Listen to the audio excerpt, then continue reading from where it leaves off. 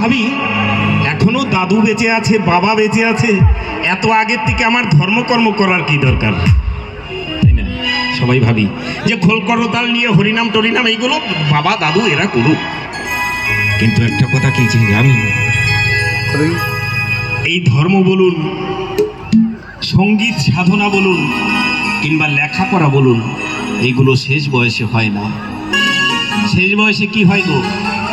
শেষ বয়সে হরিনাম যেটুকু করবেন সেটুকু জমের ভয়ে করবেন, নিজের জন্য করা হয় না।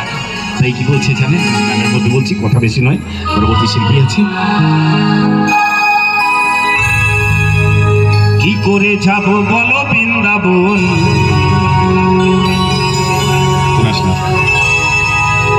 কি করে যাব বলো বৃন্দাবন, সংসার করে পড়ে আছে মন, এমন করে করে একদিন, এমন করে করে একদিন বয়স হবে 80, হবে না যাওয়া গয়া কাশি। ঠিক বলছি তো? আজকে যাব কালকে যাব, এমন করতে করতে যখন 80 বছর পার হয়ে যাবে, গয়া কাশি তো যাওয়া হবেই না, সোজা উপরে সবারই হবে একদিন। তাই কি বলছে? চল গানের মধ্যে। কি করে যাব বলো বৃন্দাবন, কি করে যাব বলো